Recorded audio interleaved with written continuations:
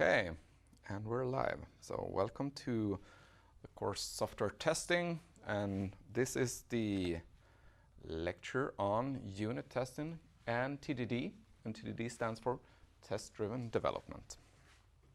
And I'm Daniel Toll. And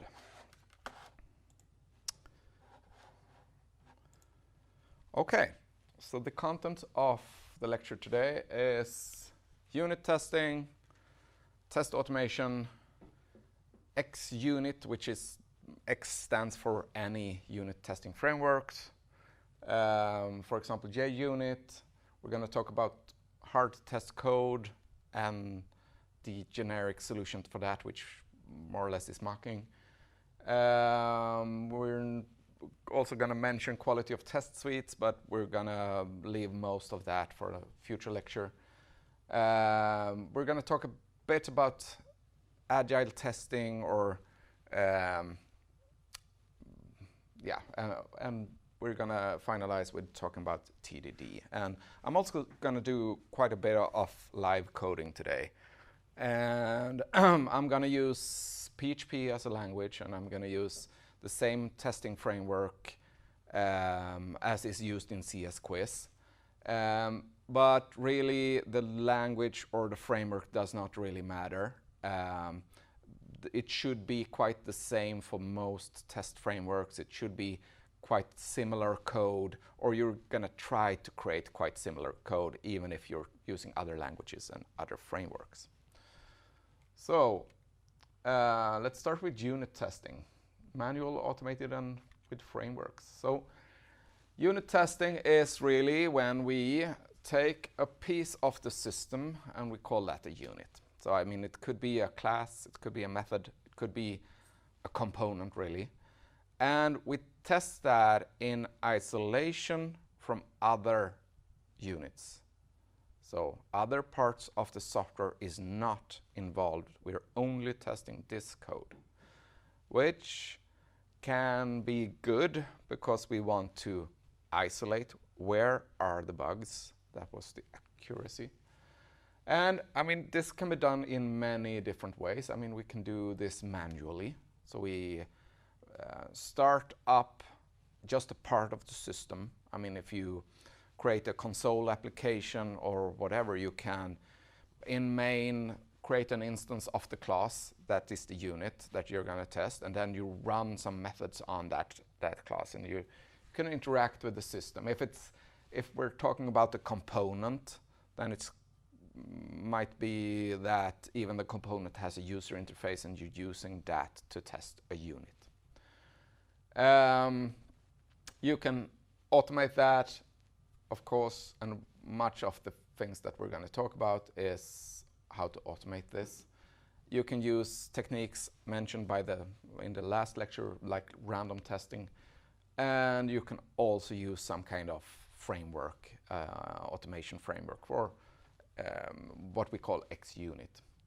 And I have examples of all of these later in the lecture. So, or perhaps we want to do that already. Yeah, let's do that already. It's fun. So, I mean, let's start with manual testing. So I have a unit here. And this unit is really taking an array of integers, and it's taking the highest value, the maximum value of these integers. So it takes an array of integers, and just to have a super simple interface, you run this by adding things to the URL. So if I add 5 here, then we can see the highest input of these numbers, 1, 2, 3, 4, 5, is 5. So I mean, and I'm manually selecting the input, and if I change the order of this, oh, it's still 4, right? So problem with manual testing is that if I don't make notes during my testing, I don't remember which inputs I used. I don't remember the outputs I used. I also need to be the oracle myself, right? And the oracle from last lecture was the individual who makes the decision if the output is correct or not, right? So, and also if I want to, after doing some change, doing some regression testing, that was also mentioned last lecture, right? I need to do this test again, and I need to manually input the same inputs to see if something changed. Okay, so that was manually, and we can of course automate this. And the automation here, the output here is quite wonky, and I'm going to show you the code for automation instead. So the automation is really that we take our class. This is the array utils class. We have some kind of input, and I create just an input of 4 different numbers.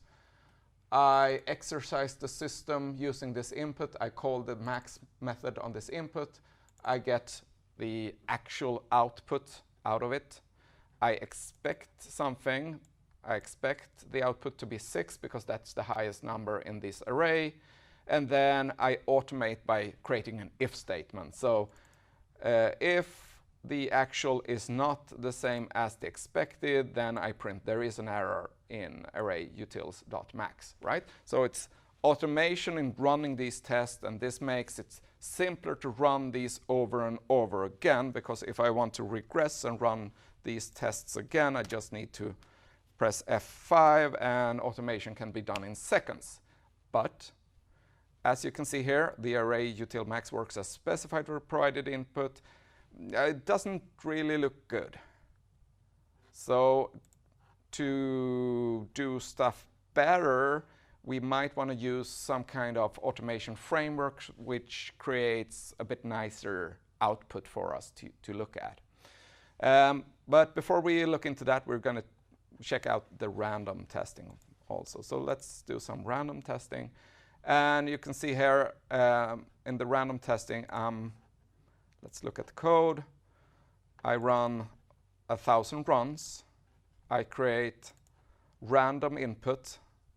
I randomize first how many numbers are going to be in the array between 0 and 1,000. And then I also calculate the expected value. I sort of do the same max method. And for each of these inputs, I create another random number between the minimum integer to the maximum integer. I put this into the array. Now I have my input. I calculate the expected value, and then I run the method the same as the last method, right?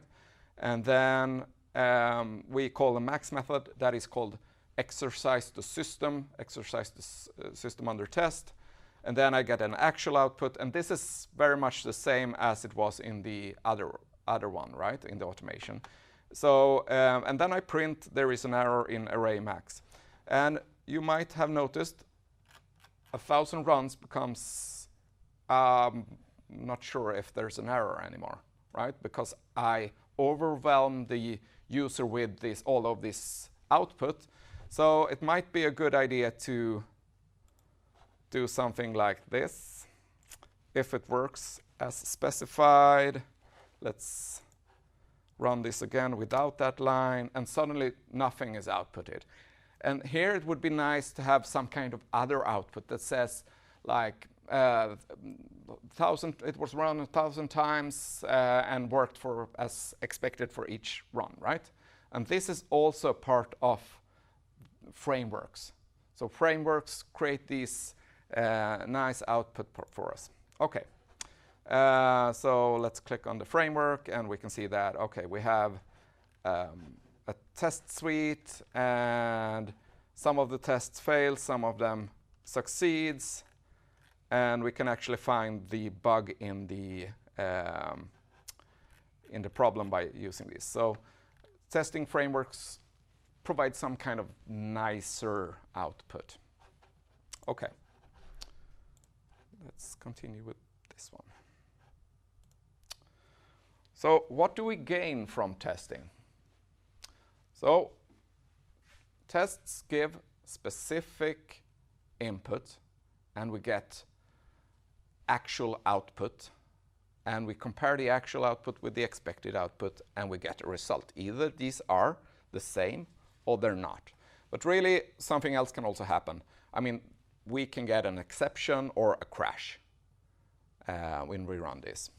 So either it works as specified, it provides unexpected output, or it crashes. All of these different results have value, and they serve as feedback for me as a developer so that I can improve my system.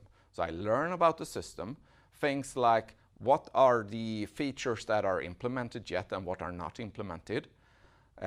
Is there a bug for certain input, or the system does work as specified? If I run 1,000 tests on my method, like I did on the max method here, I gain confidence also in the system. So I was talking to a former student. He has been working in the industry for a while, and he said that, oh, it's so nice when you receive a piece of code with a test suite or unit tests attached to it. Because if you change something, then you can run this test suite and see if you broke anything. So you gain confidence. So if you receive a piece of code from me and there is no test suite, then you need to learn much more of the system in order to be a good tester. Because in order to test, you need knowledge of the system, and of course you can gain that. But test suites are sort of stored knowledge. But works as specified also have value. We can discuss this a bit more in depth, because if you have two tests and they're testing the same things and they get the same results, we might say that we can remove one of these tests because they have the same value, so to speak. Okay, and we've already seen this also, right? And this was the automated version. Unit tests, so we have input and we have expected output. I said exercise the system under test, but when we run the method that we're testing. And then we have the if statement. It's usually in these test frameworks an assert instead. And I also said that that was the Oracle decision. And if we get a failure, then we report that and we can present that report. So if in my example I had this method, it was called max. It outputted an integer. It took an integer array. And okay, what is the input domain for this? Input domain was a word that I defined last lecture, and that was all the different types of input that we can send to max.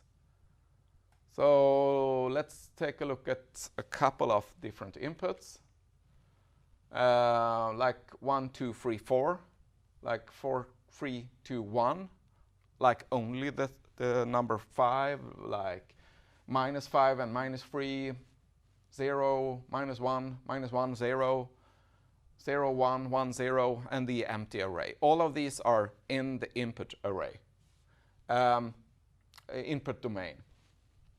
We can argue for things like, if you're sending all of the arrays except the last one, you should get a number out of it. If you're sending the last one, the empty array, what is the maximum value of an empty array? Sort of undefined, right? So we might receive some other kind of output. Perhaps an exception is thrown or something like that. So input domain was all of the different inputs. And if we calculate all of the different possible inputs for this, at least in Java, we get a huge number. So each number, if it's a 32-bit number, becomes 2 to the power 32 combination for each position. And an array in Java can have 2 to the 32 minus 5 positions. So there is a really, really huge number.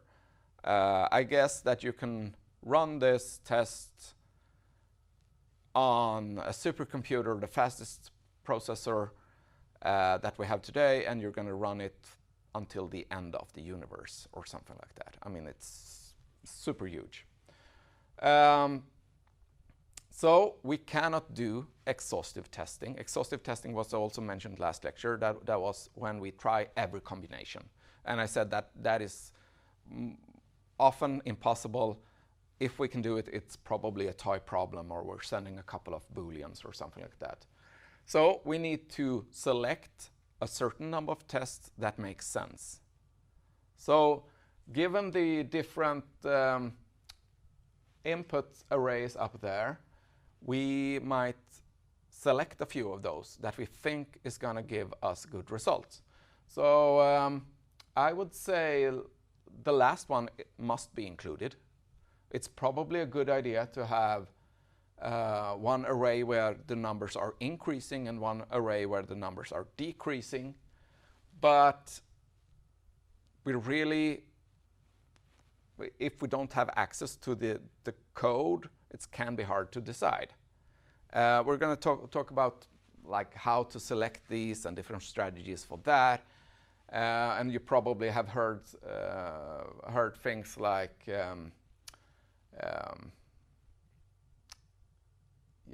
how to divide the domain into different parts and combine those and stuff like that. But I would say like these three last numbers would be a good selection of test cases for this. Okay. So now we know what a test case is and know how to translate that sort of into unit tests. And we last lecture also learned that we had a couple of goals with test cases. One of those goals were controllability, and that is a way to control the program flow so that we run the piece of code that we want to test. So in unit testing, we need to be able to test the different units and test them separately from each other, so that we know that if we find a bug, we know that it's in this unit that we're testing. And this is, I mean, one of the greatest benefits of unit testing and unit testing framework, because it enables us to put or take a piece of code from our system that could be deep inside the system, and we test that separately. We don't need to start up the entire system. We don't need to walk our way through many menus and put the system in a certain state so this code is run. We can run this code only. So controllability was how to reach a position in the code, the unit, and we hope to produce an error state, and we also hope to make the error visible. And that is observability, right? Observability is the ability to see what the application is wrong. Last lecture I was talking about these two orange rectangles, and I've said that it can be quite hard to see the difference between two different rectangles manually, but we're going to automate this here. So the if statement is sort of creating the observability. This can be actually harder than you think to observe the correct output, because much of the code you have written up until today has been code that is so doesn't produce any outputs, really. So if it doesn't produce any outputs, how do you know if the output is correct? So, I mean, of course, some of you have written code with outputs at one point, but most of your code is probably not like that. You probably have done stuff like, I'm putting this thing into the database. I'm taking things from the database and present that as HTML. Or I'm creating a state where the program produces this string on the screen. Stuff like that. And if you create that code and don't think about how to reach controllability and observability, then you have low testability. So unit testing and these unit testing frameworks is going to help us to get better testability. Okay, So let's do some, look at some more code. And before I show you this, I'm just going to show you the test framework and some of that. So when I thought about how to give this lecture, I decided that I'm not going to use like JUnit or anything like that. I'm going to just use my own stuff. But the idea here is that doesn't really matter which framework you select, doesn't really matter which language you select. All the knowledge here should be quite generic anyway. So, and I need to prepare one more thing, or two. We need to make sure the code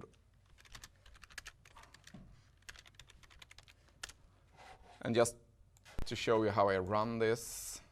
So this is PHP, so I'm going to run the PHP interpreter as a server.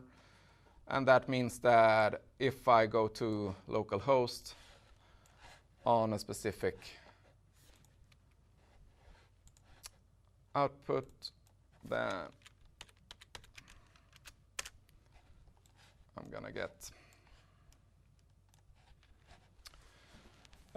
a white page in this place because I'm not really having any code right now. So, and I also need to do this.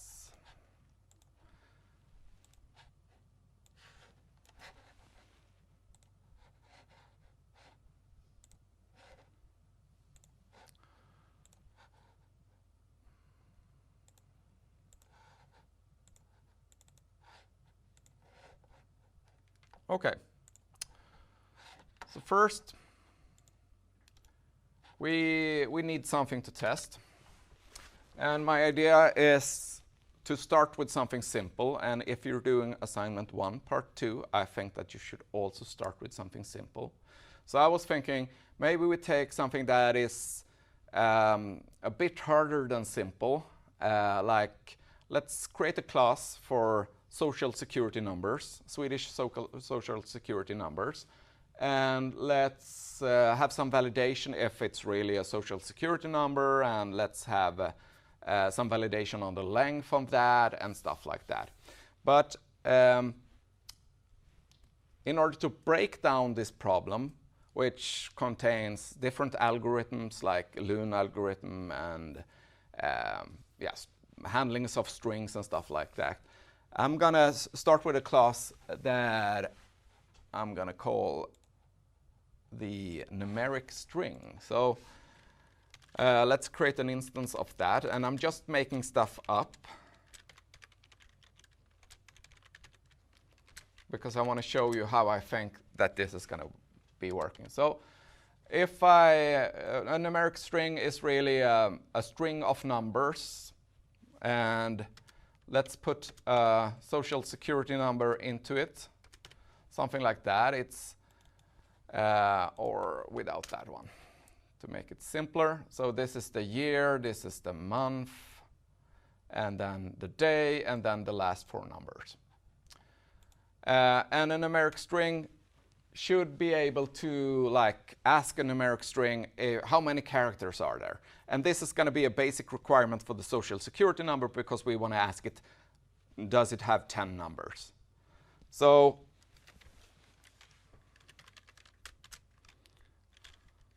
and get length. That could be a nice thing to get. And of course, if I try to run this code, it's just gonna crash because it doesn't have this code. So let's input something into the PHP file here to be able to see the error messages, because we want to know why it crashes. And we can see here, okay, we don't know what numeric string is, and that's completely fine. So let's create numeric string, new file.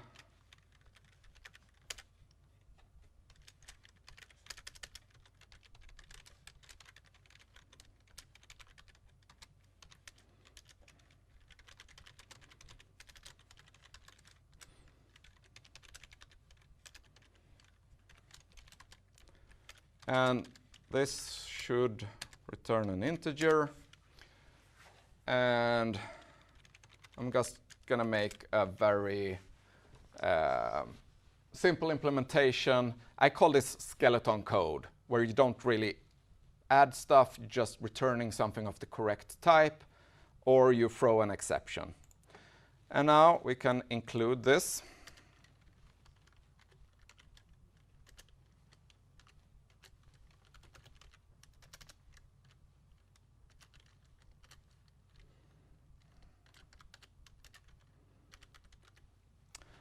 Like that. And now if I switch to this one, it outputs something. And now I can manually test and see that, oh, I expected it to be 10 numbers. But it says 0, something is wrong. So I gain knowledge about the system. I'm playing stupid here, but if someone else has written this and just created skeleton code for me, maybe I didn't know. And maybe if the system has 1,000 classes, I don't know which of these are skeleton codes that I should start working with. So then tests can also be really good. Okay, so let's continue by creating unit tests for this instead. Usually, I have a separate way of running these. And let's create that as tests. And I'm going to steal some of the things from this one. Actually, we can remove these parts of that one and put them here. And let's take a look at. And in order to create a test case for this in the framework that I'm using, I need to create a test suite. So let's talk about test suites. Test suites are collections of test cases that always run together. So this first test suite is going to be just my unit tests. And I can add test suites, and you probably, if you have done assignment 1 part 1, you probably recognize this as something in the so I'm actually going to remove this. So I add a unit test or unit test class to the test suite, and then I'm going to run the tests and show the results. And I have not created this class, so it doesn't know what that is. So let's create that class.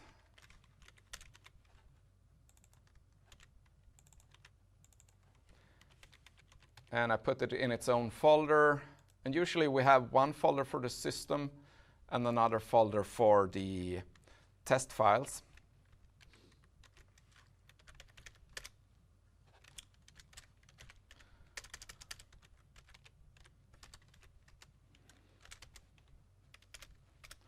And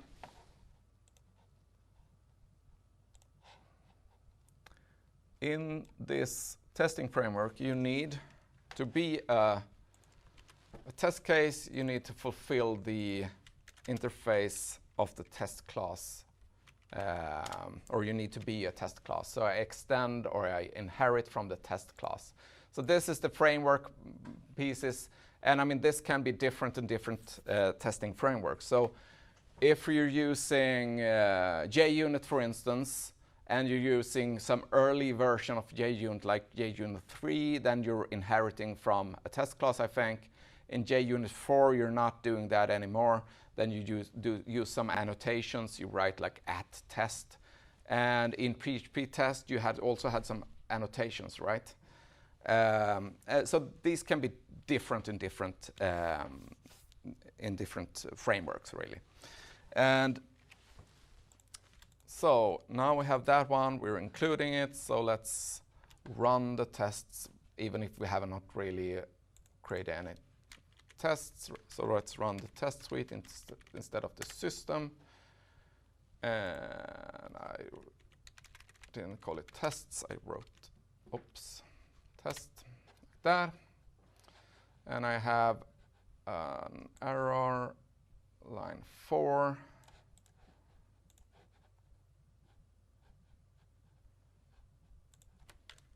Is it really? It's not going to be like that. Mixing languages. Let's run it again. Okay, so now we got a test result.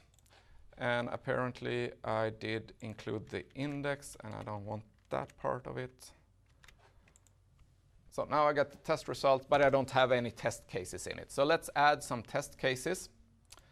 And it could be a good thing to add a test case for this getLength method. So public function getLength should return 0 for empty strings.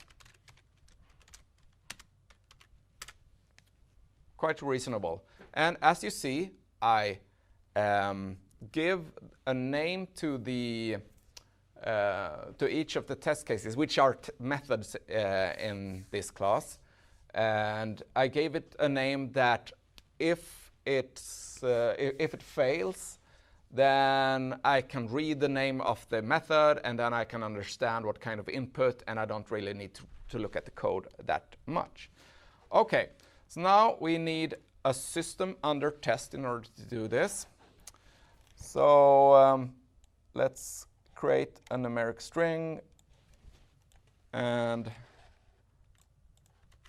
like this. Let's send it an empty array. Let's exercise.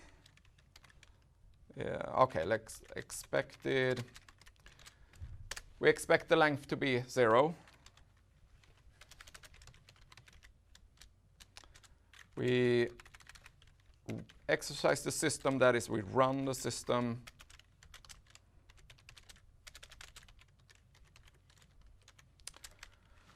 And then we compare these. And usually in test frameworks, there usually are a couple of assert methods. In this case, we have an assert class which has a different number of assert methods. In this case, assert equals, which compares the actual and expected and gives us an error message if these are not the same. So in this case, these are the same. Oops, numeric string. Okay. So in the tests, I need to include numeric string also.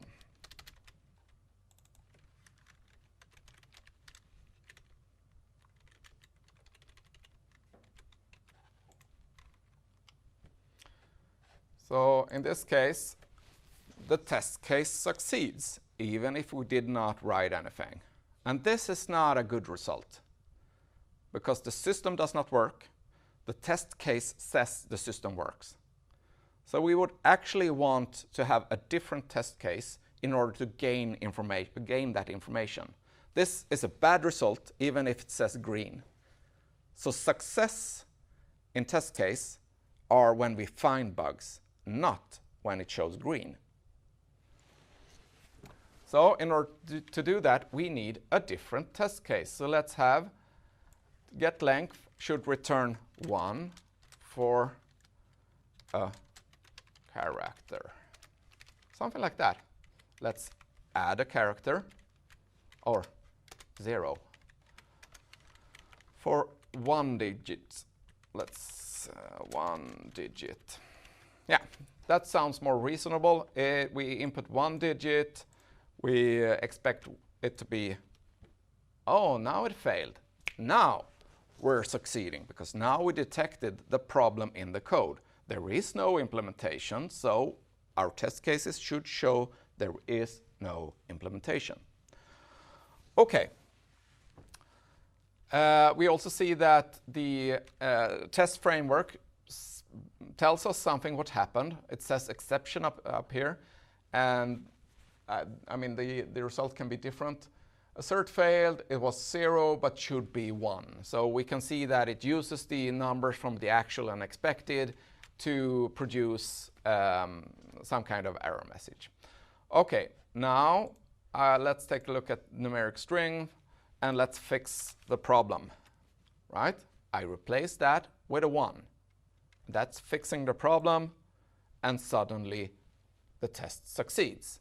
This shows that in order to differentiate between faulty implementation of getLength and succeeding implementation of getLength, we might need to have more than one test case. So let's add another test case. Let's copy this.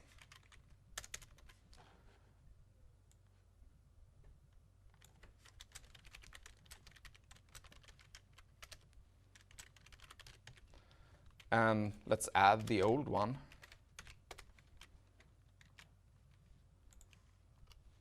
And then you see that, okay, the old one, that the length should return 0 for empty strings, it fails. And now we can fix the system by, in order to do this, we need to add code. So suddenly, we need to find out what comes through the constructor and things like that. So here is the constructor. We need to implement it. Function.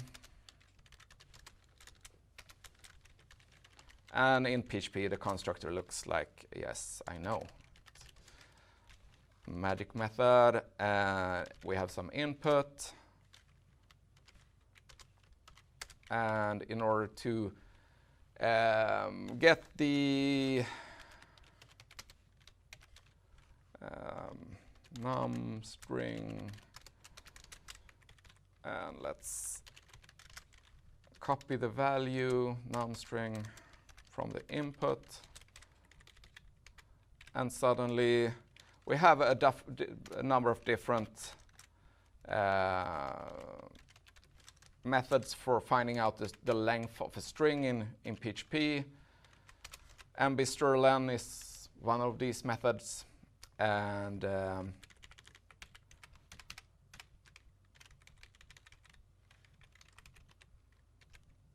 so let's take a look at that implementation. And the nice thing here is that I know when I'm done.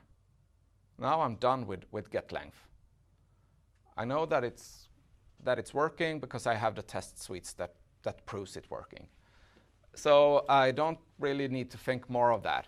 What I need to think more of is what comes next. What do I need more? And I should have copied it, but I didn't. 10. So the manual tests also succeeds now. So a good way of working with your code is to create first a manual test case that fails, sort of, so that you still get some functionality. And then you can add functionality after that. And then you add test cases, and suddenly we have some part of the code that is working. Okay, so yes, and the battery was out, so I need to get my charger for my computer, and we take 10-minute break.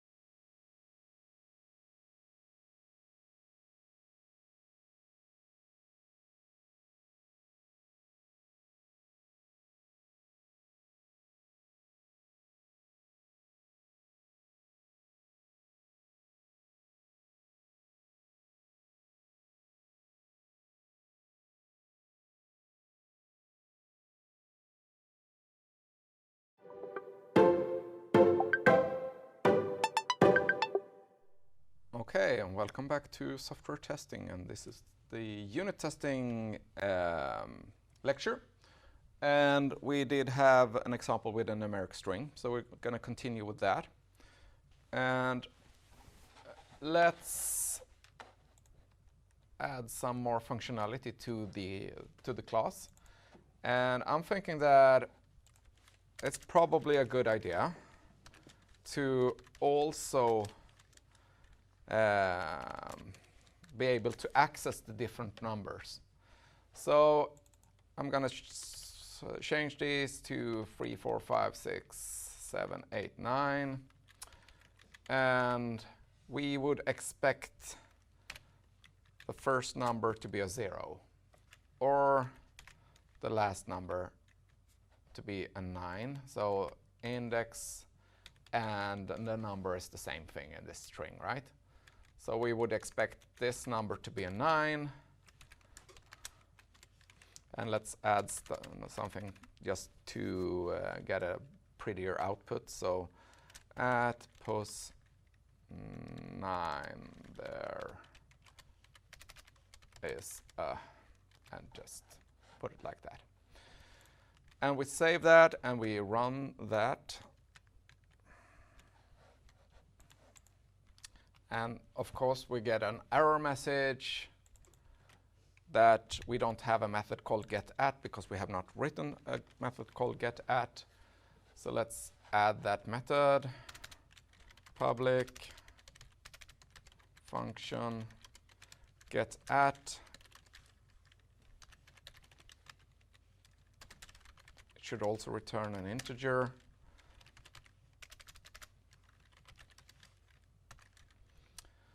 Yeah, so let's return 0 here because we're not going to implement this until we have a test. Okay, so at position 9 there is a 0, which is a lie. Then we know as oracles that we need to do some more testing. And let's add a test case which can detect that problem. And I'm just going to copy this one. So let's create a numeric string with a 0, or a 9 in this case, because we've already learned. And we would expect the output of getAt at position 0 to be a 9. GetAt should return number at pos 0. Yeah, that looks okay. Let's run the test suite. We see that it fails. We change the implementation. It now succeeds. We realize that we need more test cases for getAt. We copy that one. And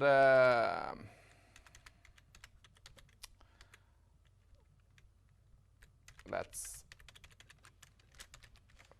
add another position. Let's add an 8. We would expect position 1 to be an 8. And now we have a failing test case, so now we can go ahead and implement the method.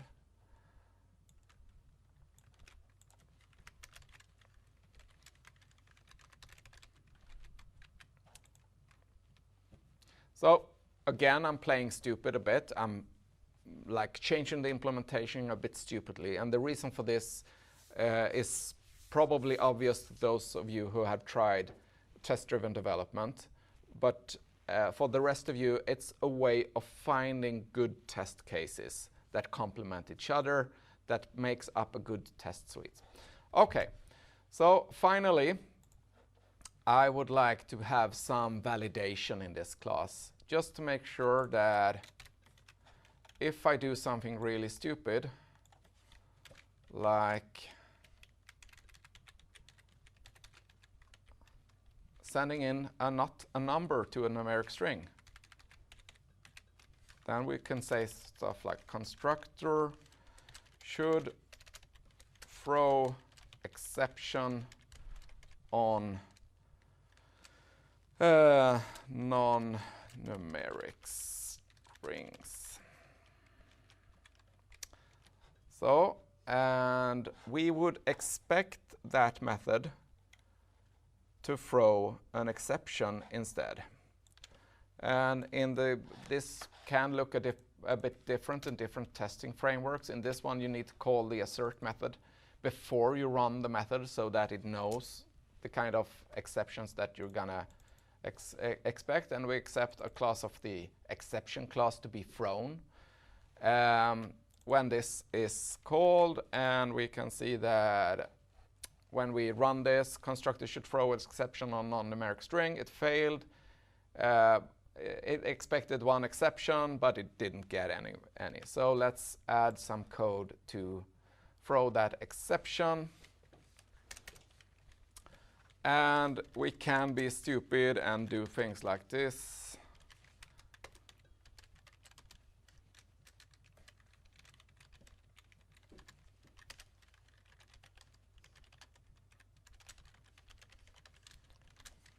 And suddenly it succeeds, but we also get a notice here. So let's create a more real implementation of this.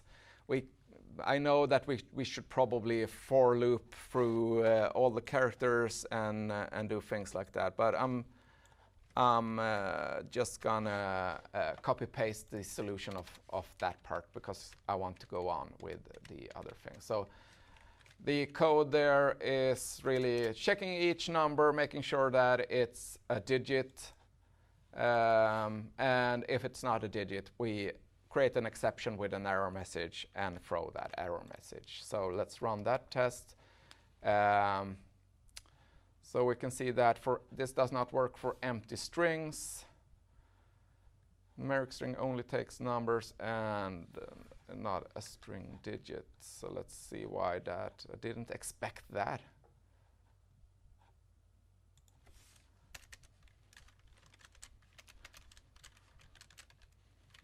I think string split might give something else than an array or something like that. I'm not sure.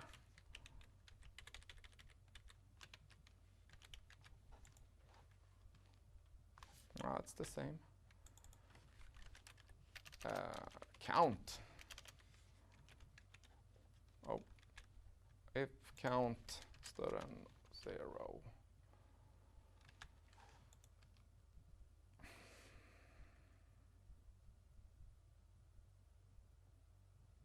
And suddenly I don't know why.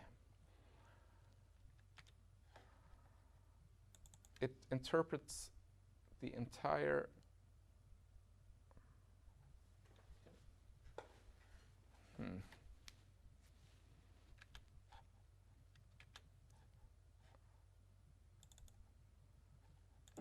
So let's debug. We dump the characters.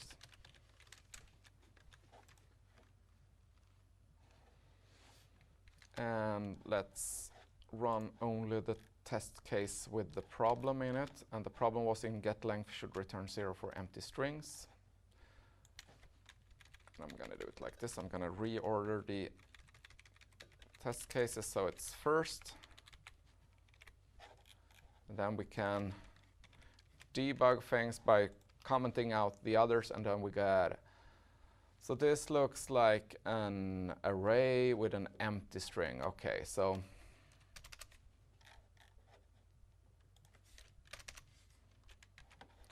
we need to be able to handle an array with an empty string instead. If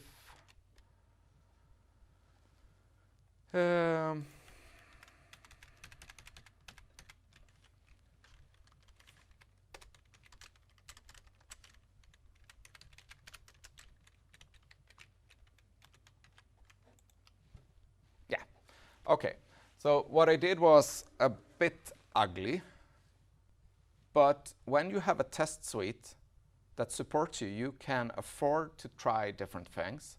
You can afford to debug, and you can afford to like change a lot of the code. You can comment out stuff, you can comment them back, and you're you're actually much more free in a sense to do whatever you want with the code. You don't need to be relying so much on your own brain power to solve things in every possible way, because you have taken different micro decisions and encoded those as tests. Okay, so now we have what we say is a working implementation of numeric string. So what I would like to have now, let's test this one. Yeah, it did work also. So at position 9, there is a 9. And let's, yeah. Okay, question. Will the codes be uploaded? Yes, they will. Okay, so let's create a social security number, because that was what I was aiming for.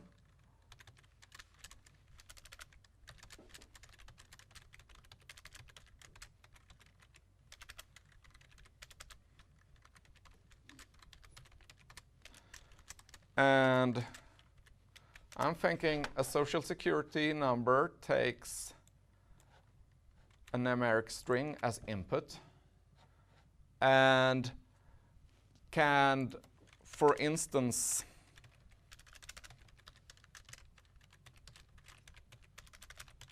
produce which year or stuff like that. And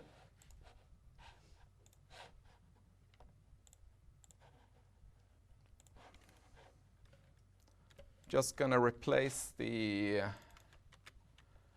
number with a true social security number. If you're born on the 1st of the 1st in the first year, then you probably will have this, you can have this last numbers. Yeah, at least if you're a boy, I think.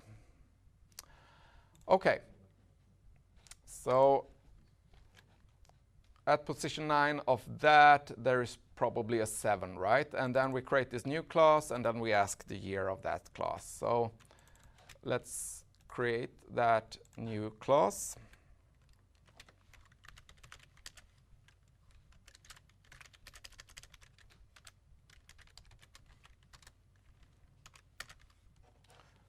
And what happened? And let's add a method called getYear. Public function getYear,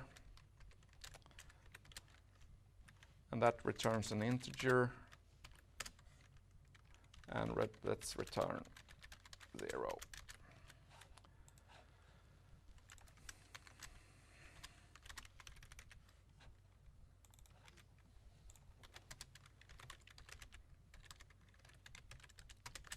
Something like that.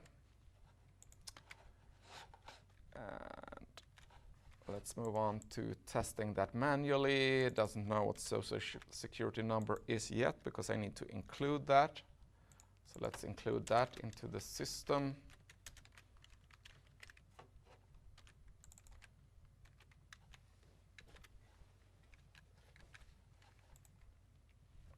Okay. Funny. But he's not born at year 0, so we know that the system does not work. So let's produce some automatic unit test using the testing framework to test these. So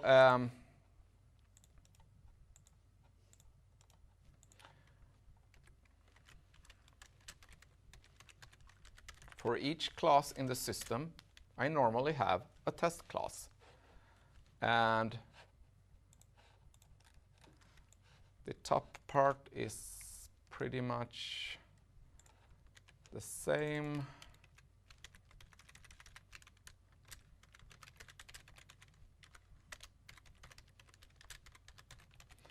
Social security number test, we need to include that also. And let's add some test cases for this. So in this case, the social security number does take an instance of numeric string as an argument to its constructor, which means that we would like to know if a problem is in the social security number class or in a numeric string class. So we want these to be tested independently of each other. This means that when I write the security number tests, I want to make sure that each test case only tests the security number, social security number, and not the numeric string, because that class had its own tests. So let's start with a test case here. Public function get year should return the first two numbers of, that is enough. Something like that. So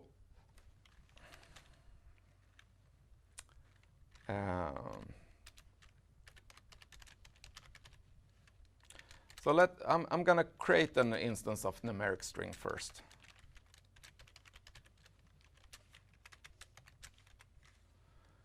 And let's 0, 1, 2, 3, 4, 5, 6, 7, 8, 9, something like that.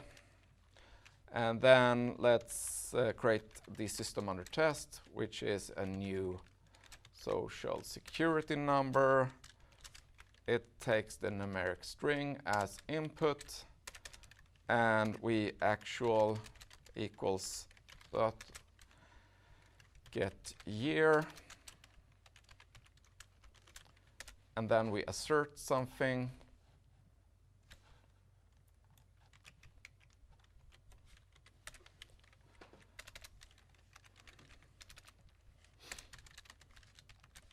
So the expected is year 1, right? So when I run this code,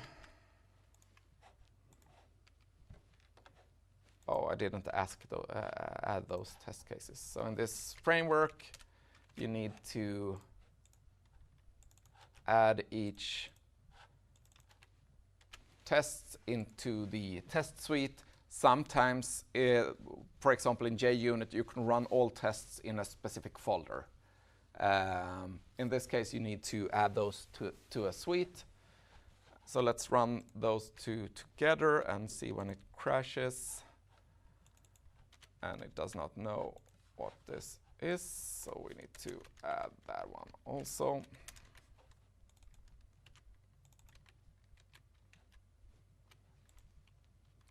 And yeah, so it failed. Should return the first two numbers, but we don't really know if it failed because of a problem in the social security number or if it failed due to a problem in numeric string, because there is a dependency. So in order for these to become independent, I'm going to show you how to do that, but we're going to start with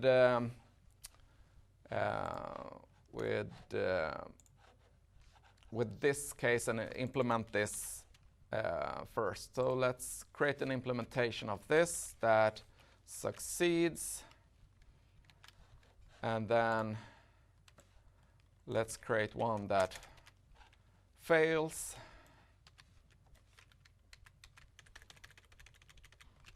Nine, 8, 7, 6, 5, 4, 3, 2, 1, 0, right? And that should be year 98. And okay, yeah, something like that. And then the second one fails, and then suddenly I have possibility to change the implementation. And then I realize I need a constructor.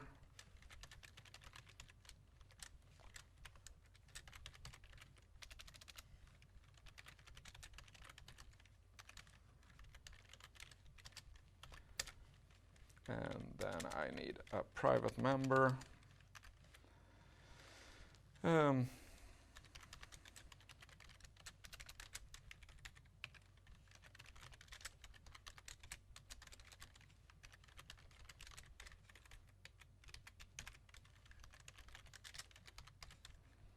Okay. Position 0 plus, oh, that it's not a string, right? So I should use get at position 0 times 10, and then position 1, right? Because the year is the first two numbers. The first of these numbers is the 10th something number, and so let's try that. Okay, it works, and if I destroy something, like in numeric string in this case,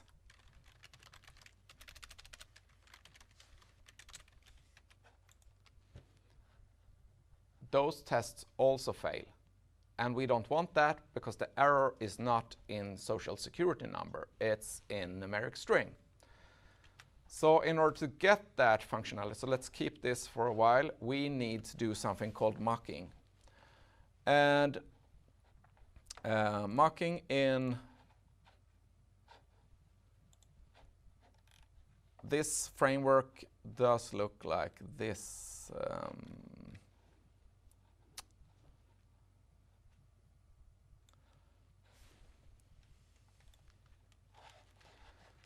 So you, instead of creating a true numeric string, we create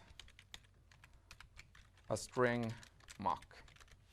This creates an object that looks like it is of the numeric string class, but it's really a mock object. It's a fake, it's something that looks and might act as a numeric string, but isn't really. But instead of, and you've seen this in assignment 1, part 1, in the end there where you're supposed to isolate tests and you create these stubs. So mock can work as a stub. And the nice thing about mocks is that you don't need to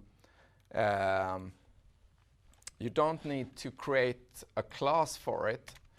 You can just configure it, and this is how it looks. So we say that when the method getAt is called the first time, then it should return a 9. When getAt is called the second time, then we should return an 8.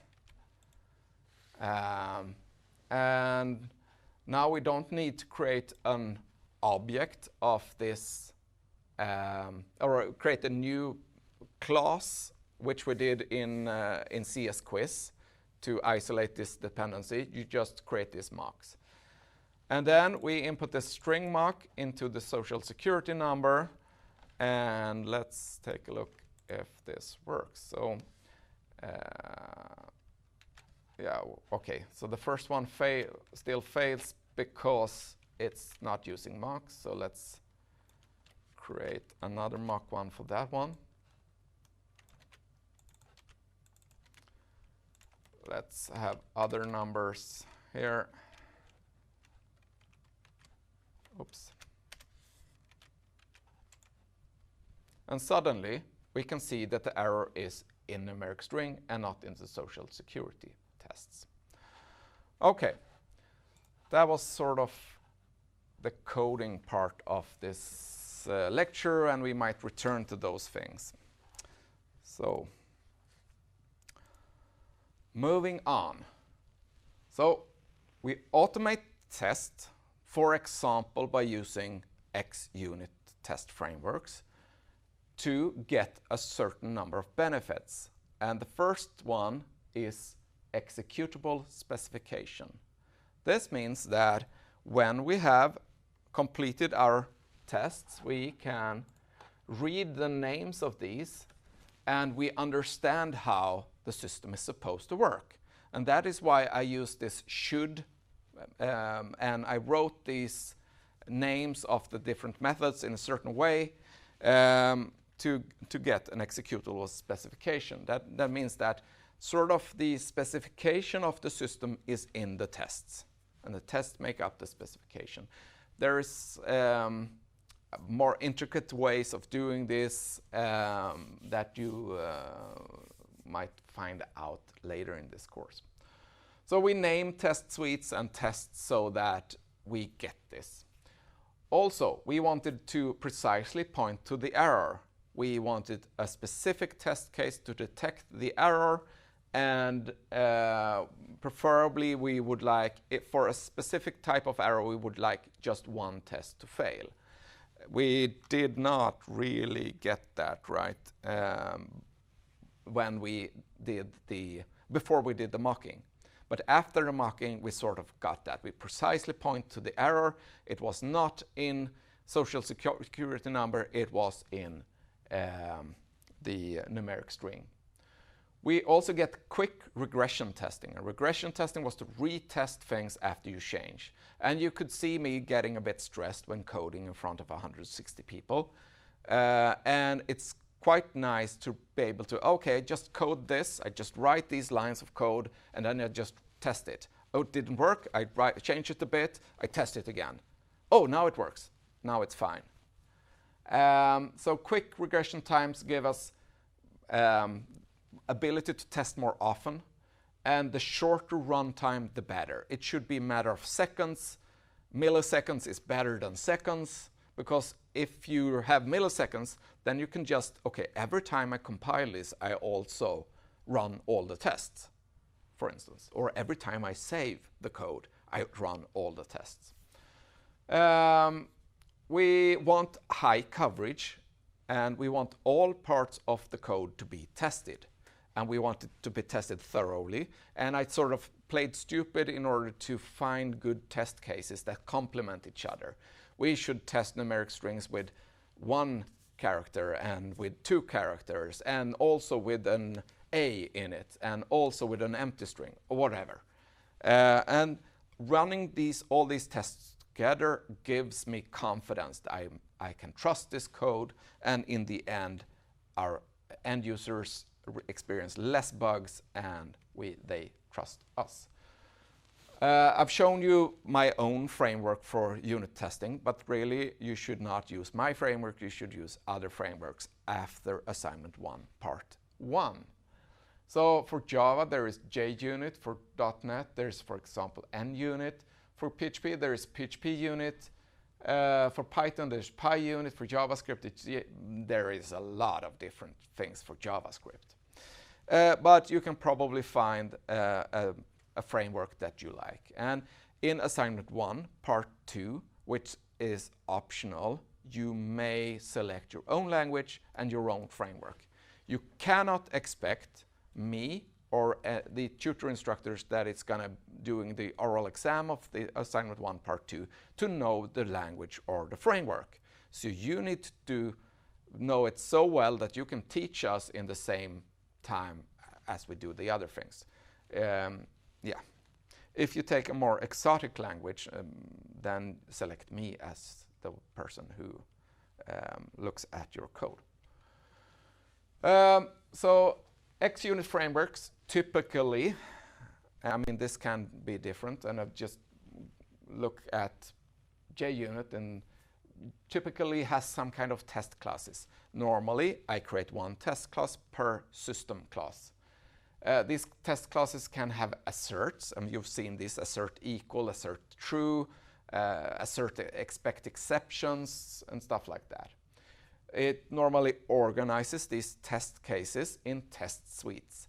These are normally run together, and I'm just going to show, let's ignore that for instead. And it typically allows you to run tests easily and also generate test reports. So you've seen my test reports. In the corner there is JUnit test report, and you can see that we have one test with a different number and one that fails with an exception. I guess the test port too large, I think, is having an exception or a failure. I mean, the program can crash. And normally the test runner can handle crashes and just report those as failing test cases. Sometimes the framework has code coverage. Sometimes it's a different framework that you need to put together.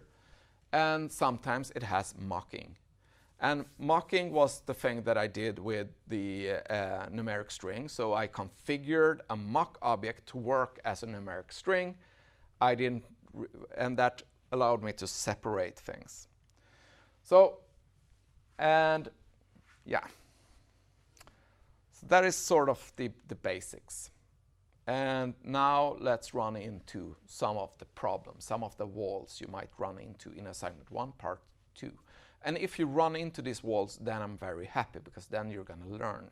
And that knowledge, at some point, if you're going to write a lot of tests, you need that knowledge, how to like climb out from the hard to test code hole and become an excellent tester. So we've already talked about controllability, that we wanted to execute a piece of code.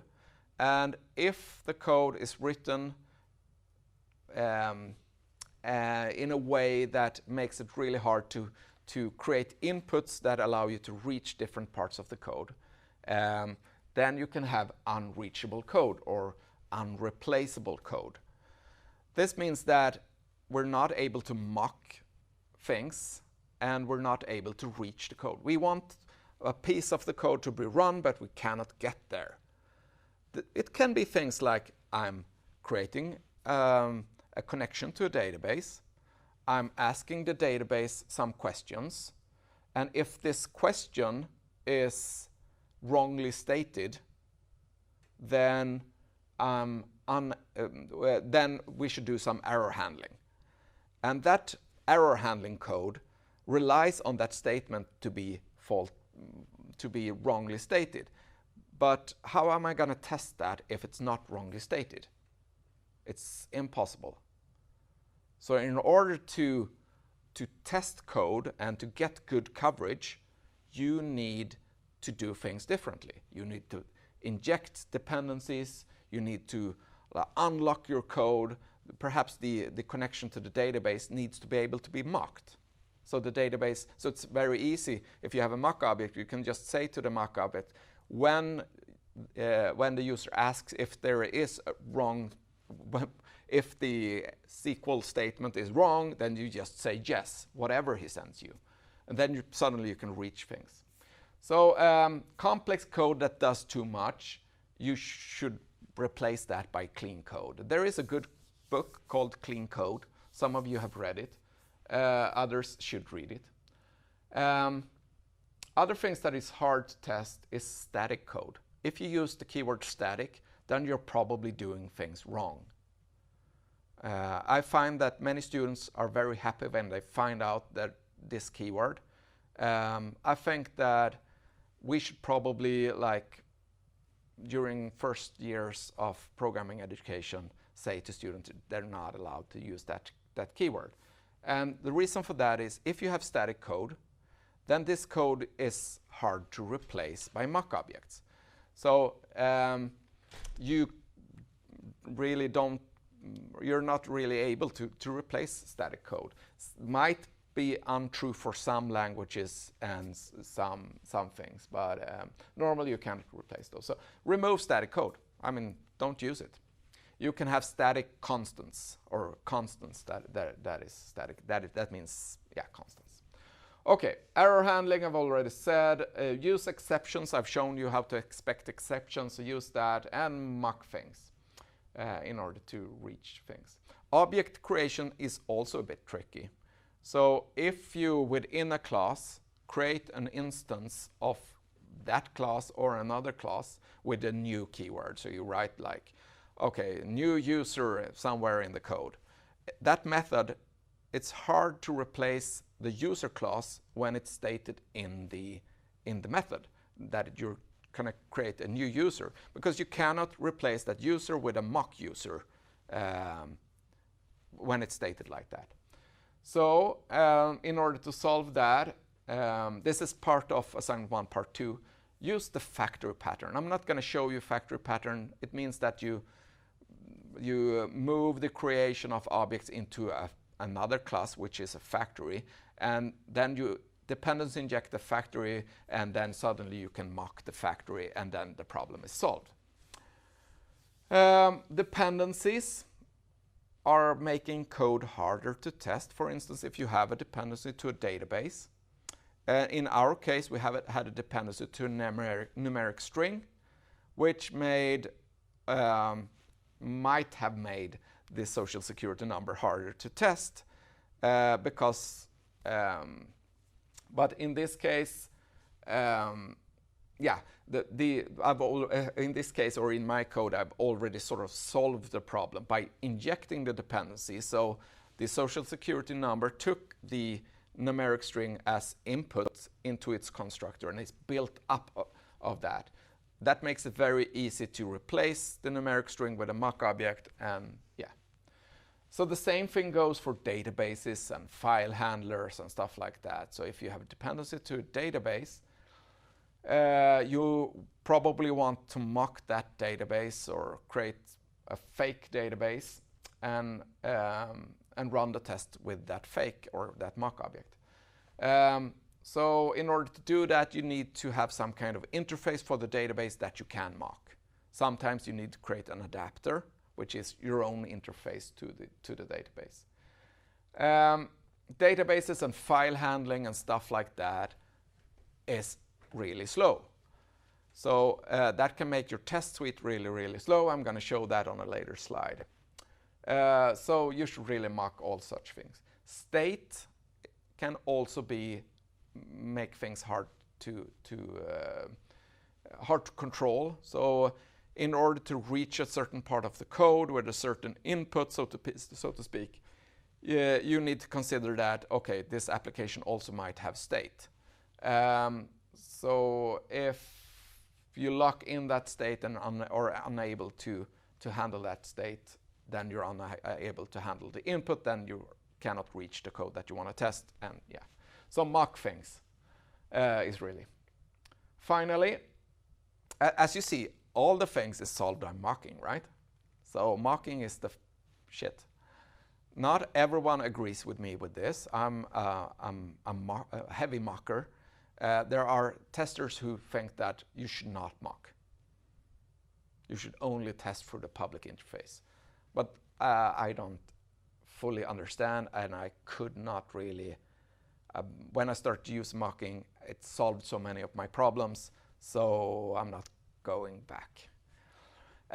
Okay, side effects is when a method does something, it's except returning something to you, really. So for instance, when it outputs things to the console, or it writes things to a database, or stuff inside it. So when it writes things to the console, or in PHP to the output buffer with echo method, as you probably have seen, it's hard, since it's not an output of the method. How are you going to catch that and test if that was correct? So, I mean, there are different ways, and some ways are messier than others. There are ways like, okay, in PHP, I can say that I want to cache all outputs sent to the echo, and after the test, I ask for, okay, I want to have that cache, and then I compare the cache with what's expected, right? So that can be done, and in Java, you have these system out streams and system in streams, and you can divert those to different buffers, really, and you can sort of create your cache and cache everything that is sent to system out, and then you compare that with the expected in the end. You can also like mock things, so you replace the system out with a mock object. In Java, I'm not sure, but at least in some version of JUnit, this was impossible, because system in and system out are static, and static was hard to test. So you could not replace static, at least at that point. But sometimes you can create an adapter around the static thing, and then you replace the adapter with a mock object, and then you still can test it.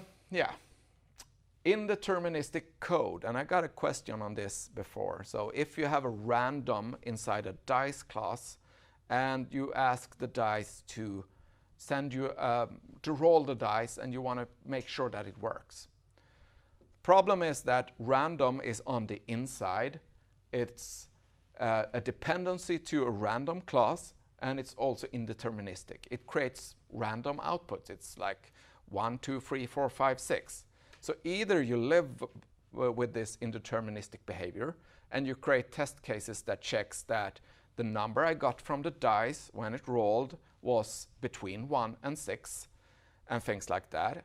Or you mock the random class and you dependency inject the random class into the dice class. So when you create a dice class, you inject a random, like I injected the numeric string into the social security number class. And when you have a mock, you just configure the mock to return the number that you want to check later. So, yeah. Okay.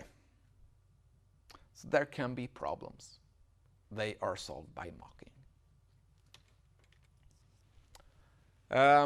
One of these problems was with databases and stuff like that. And these were not really unit tests, but there were automated tests. So I met this guy. It was a very funny German guy.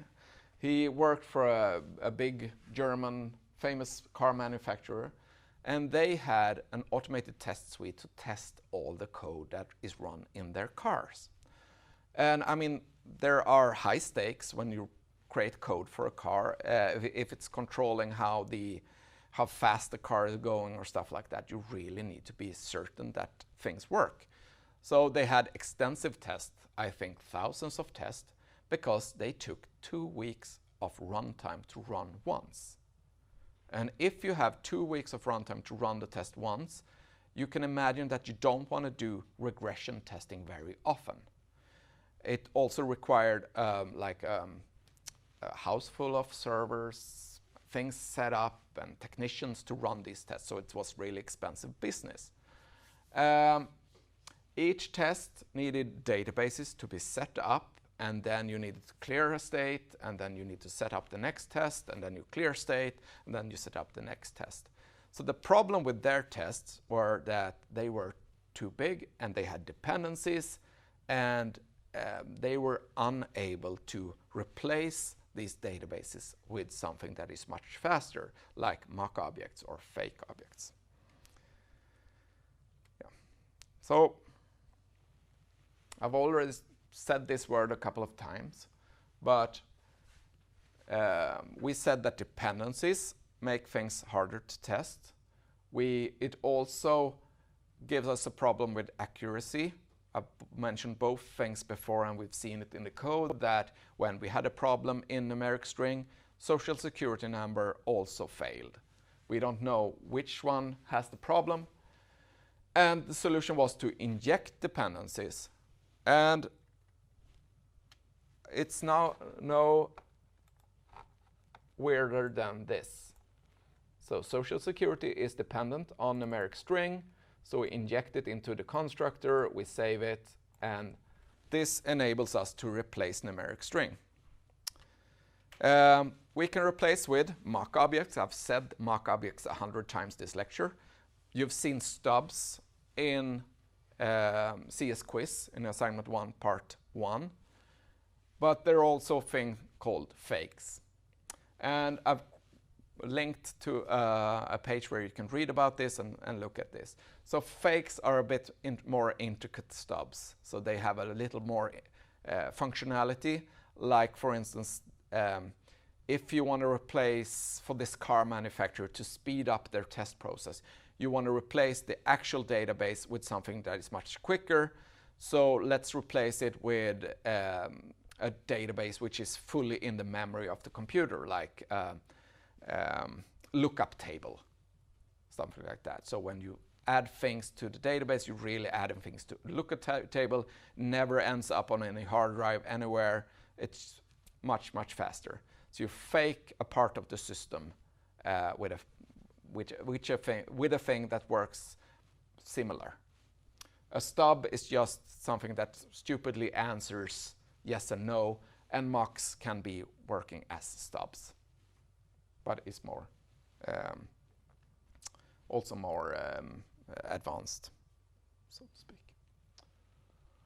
Okay, I think we need a 5-minute break, and then I'm going to step into mocking a bit more and say it 100 times more. So let's take 10 minutes.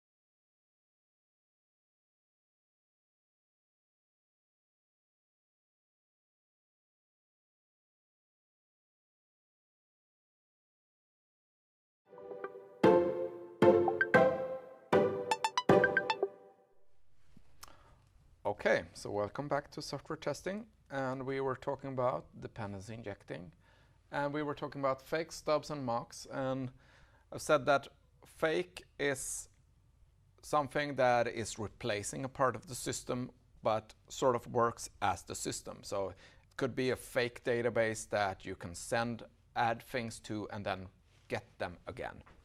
A stub is something that has like a one-shot answer, so it always returns 0, always returns 1 or something like that.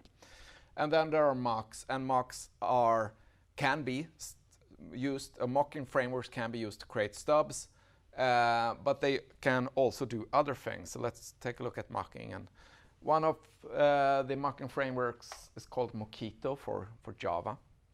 And it has two main features. First, let's take the second one first. Replace difficult dependencies with configurable mock objects. And we've already seen that we configured the mock object to work as a numeric string. But the second feature is more interesting because we've not talked about it, and that is to test behavior. And previously, we've only tested return values or the expected exceptions to be thrown, which is sort of also return value. But you can also test behavior, and behavior is method calls. So you can write tests that make sure that a certain method call had happened. So this is how Mockito looks like. So here we have a die view, a die game, and a die view and a die game. And we're going to test the roll die game. And there is a dependency between the roll die game to the view, the game roll die view class. And if you read in the setup method, you can see that we mock the view and we dependency inject the view mock into the roll dice game. So this is sort of similar to the social security number and the numeric string. We also create a spy there. I'm going to ignore that for now. And then in the actual test, I configure the view mock to respond in a specific way. So when user wants to quit is called on the view mock, then the user wants to quit should return true. That is the way to configure things. Looks a bit different than in PHP, the mocking framework I wrote, but it's the same thing. Then we exercise the system and we run the system. And finally, we ask, was show bet message called? And this test should fail if it was never called. So show bet message is generates some output, perhaps on system out. And instead of mocking system out and checking if things are in buffers and stuff like that, which was messy, we just mocked the view mock and asked if this method was called on the view mock. So it's a test of behavior. And we can do the same thing in our code. So the social security number, perhaps we want to have something like this. If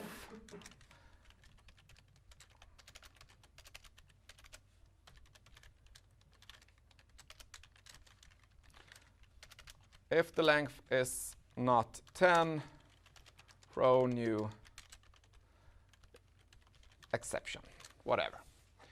And we could test if this method was called by doing this verification, which was called in Mockito.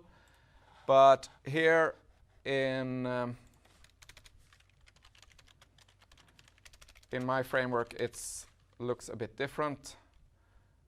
Social security number, constructor should call get length. This is a pretty stupid test, but just to make a point, we create a social security test, and we want to send it a string mock, and we would expect this to call a method on the string mock. And the method we want to call is getLength. So that's how it looks here. My bet is that these two is gonna fail. Yeah, so it should was false but should be true. Yeah, let's ignore that for now. So what you're really doing is that you are making sure that some methods are called. And I mean, this could be a way to handle stuff like I generate an error, and inside this code somewhere, it writes this error to a file. And we don't want to look in the file because it's messy. We don't want to mock this or replace this part because it's messy. And then we just check that the write to file method was called afterwards. And in Mockito, it's called verify. I don't know what's it called in other things. In my framework, it was called assert method was called. So, and you normally use that, or you use that afterwards, after asking this one. And this is a good thing because now suddenly you can test things like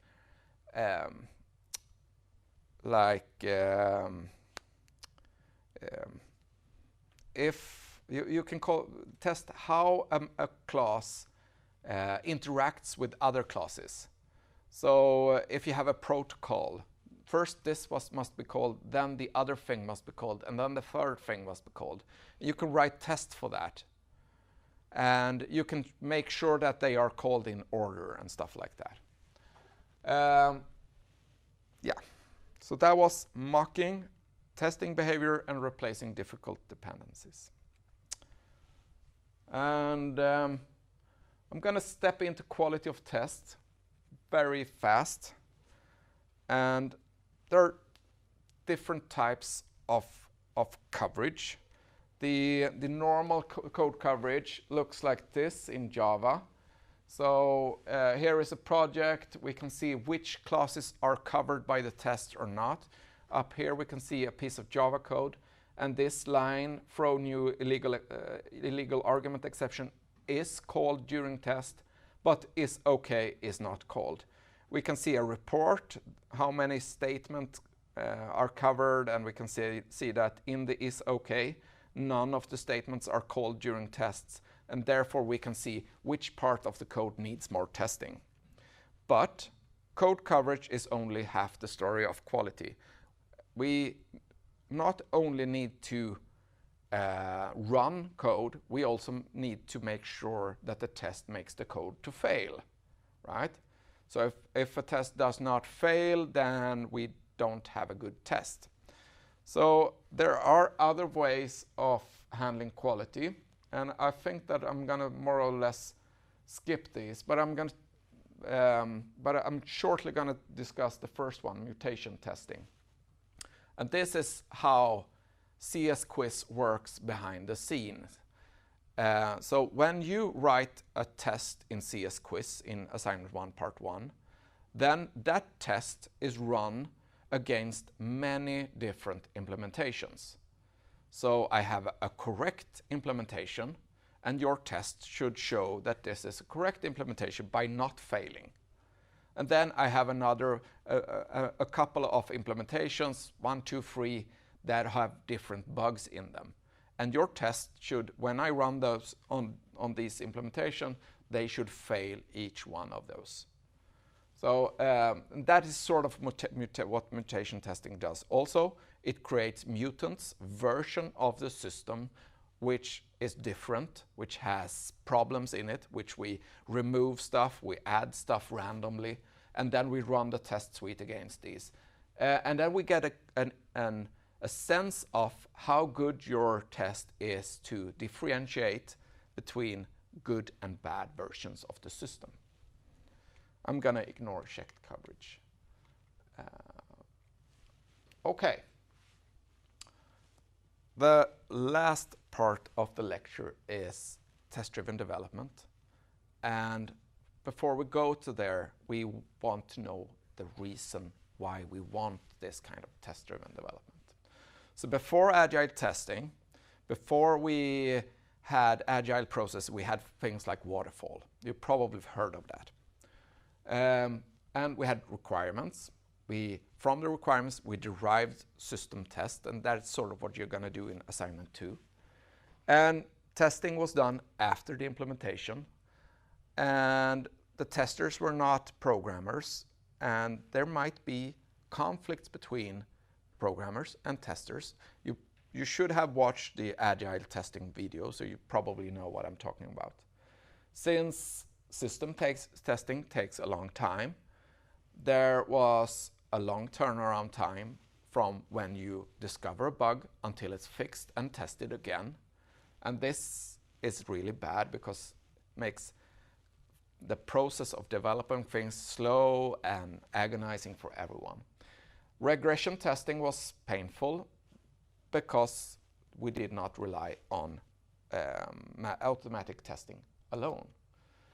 With agile testing, like 15, 20 something years ago, perhaps more, requirements still leads to testing, but we do a lot of testing during implementations. We include testers in the programmer's team, and programmers become testers. We aim to have short turnaround time by automating all the tests. We want quick regression tests, and we want to focus on automation of the test suites. So, at that point, some bearded guys came up with test-driven development. And test-driven development was sort of what I did when I programmed for you before. In test-driven development, you write your test before you write code, instead of writing code first and then write a test for that code. It feels a bit backwards because we are very used to writing code first. So writing test first is more or less a low-level software development process where you design the code by writing tests. So before you have code, you write a test for it. So you design and you think of how is this going to work? What kind of arguments am I going to send in? What am I going to get out? It is in this course because it forces you to learn unit testing frameworks. It forces you to write minimalistic high coverage test suites, which is good. And it forces you to write testable code. There are not a consensus on if test-driven development is better or not. There are some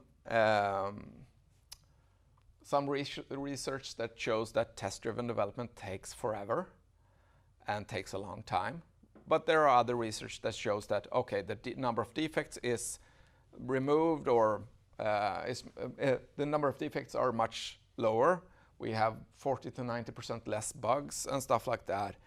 And if it's worth it or not, I guess it's not. It's sort of backwards.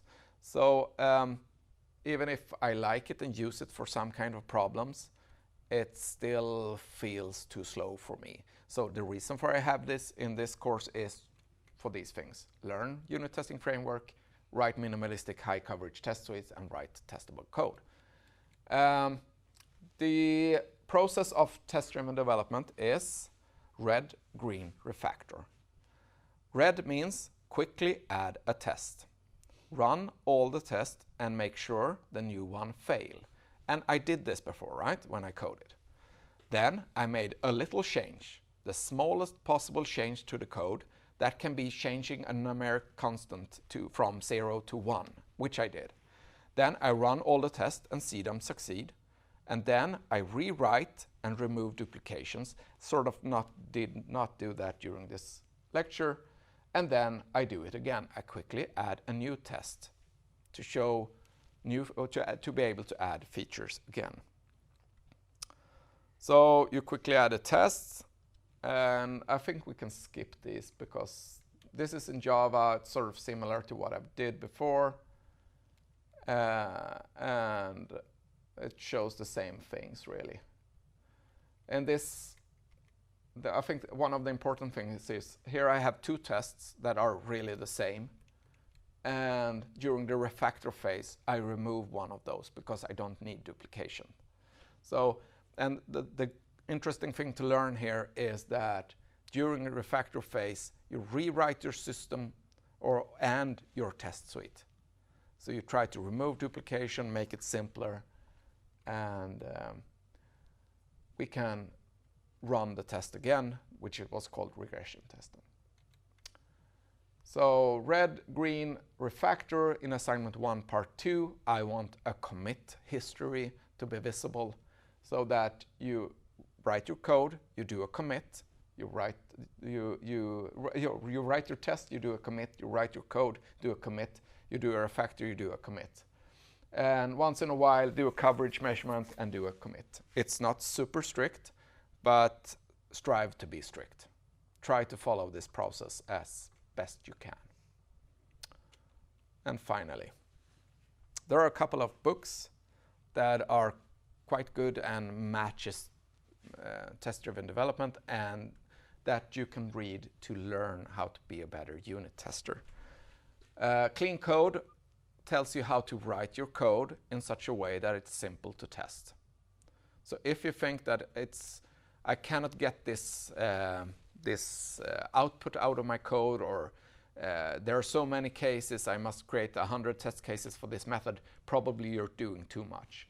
Clean Code shows you how to do less in one method, and I can strongly recommend that. Then it's the test-driven development by example, which shows TDD. It's a good book if you want to learn how to write tests.